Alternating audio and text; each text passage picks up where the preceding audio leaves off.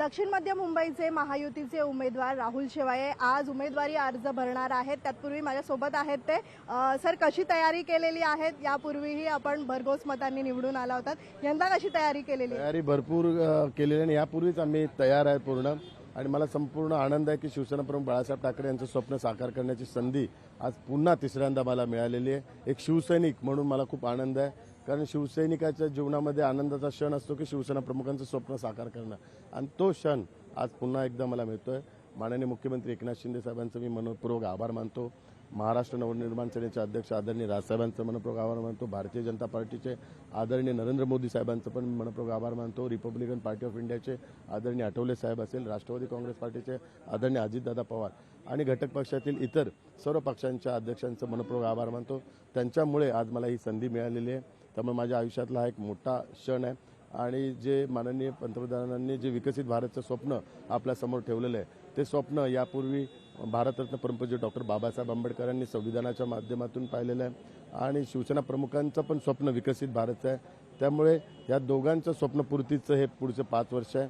ती संधी मला मिळणार माननीय मोदीजींच्या नेतृत्वाखाली काम करण्याची, तर हे मी माझं स्वतःचं भाग्य समजतो। आता मुख्यमंत्री उपस्थित राहणार आहेत आपल्या रॅलीमध्ये। आपण पाहिलं तर याआधी अनेकदा तुम्ही पाहिलेले आहेत, अनेक प्रश्न सोडवलेले आहेत। यंदा कोणते प्रामुख्याचे प्रश्न आहेत जे तुमच्या डोळ्यासमोर आहेत, पहिला ते तुम्ही सोडवा? दक्षिण मध्य लोकसभा मतदारसंघाचे सर्वात महत्त्वाचा प्रश्न म्हणजे पुनर्विकास, आणि हे पुनर्विकासाचे प्रश्न गेल्या 10 वर्षापासून आपण सोडवतो। बीडीडी चाळचा पुनर्विकास असेल, धारावीचा पुनर्विकास असेल, निर्वासितांचा पुनर्विकास असेल, म्हाडाच्या वसाहतींचा पुनर्विकास असेल, SRAचा पुनर्विकास असेल, ज्या मोडकळीस आलेल्या इमारती, पगडी सिस्टमच्या बिल्डिंगचा त्याचा पुनर्विकास असेल, गावठाण कोळवड्याचा पुनर्विकास असेल, याचबरोबर या संपूर्ण विभागातील जेवढे प्रायव्हेट पण प्रोजेक्ट पुनर्विकासाचे अडकलेले आहेत ते सर्व मार्गी लावून त्यांना हक्काचं घर मिळवून देण्याचा निर्धार आम्ही केलेला आहे, संकल्प केलेला आहे। आणि राज्य सरकारने याची कायदेशीर पूर्तता आता अगोदरच केलेली आहे, तर त्याचा रिझल्ट येणाऱ्या 5 वर्षात होणार आहे।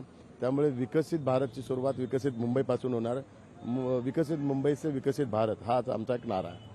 सर, धारावीचा मोठा प्रश्न आहे, तो प्रश्न कसा सोडवणार आहे? कारण विरोधक अद्यापही त्यावर विरोधी पक्ष जे आहेत टीका करत आहेत, तिथली लोक देखील अद्यापही स्थानिक लोक जी आहेत ती देखील विरोधात आहेत या प्रकल्पाच्या। स्थानिक लोक, एकही स्थानिक लोक विरोधात नाहीये। विरोधक नुसता खोटा भास निर्माण करत आहेत। लोकांना विकास हवा आहे आणि विरोधकांना धारावी भकास हवी आहे।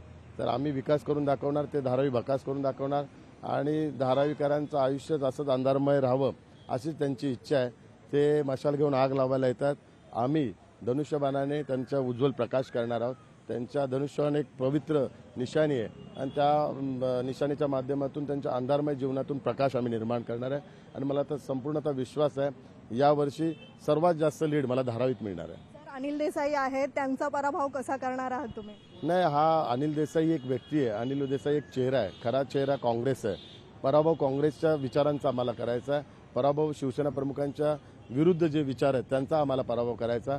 ज्यांनी नेहमीच अयोध्यामधील भव्य राम मंदिराला विरोध केला, 370 कलम रद्द करण्याच्या निर्णयाला विरोध केला, समान नागरी कायद्याला विरोध केला, स्वातंत्र्यवीर सावरकरांच्या विचारांना विरोध केला, त्या विचारांचा आम्हाला पराभव करायचा आहे। त्यामुळे ही लढाई, अनिल देसाई केवळ चेहरा आहे, खरी लढाई ही शिवसेना वर्सेस काँग्रेस, शिवसेना वर्सेस असली शिवसेना वर्सेस नकली शिवसेना। पण सर, पक्षफुटीनंतर इथलं वातावरण कसं आहे? कारण अनिल देसाई म्हटलं तर तुम्ही सोबत काम केलेलं आहे, शिवसेना वर्सेस शिवसेना अशी लढाई दिसते, काय सांग?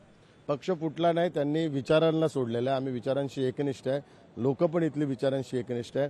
इथली जनता ही केवळ शिवसेना प्रमुख बाळासाहेब ठाकरे यांच्या विचारांची आहे, भारतरत्न परमपूज्य डॉक्टर बाबासाहेब आंबेडकरांच्या विचारांची आहे।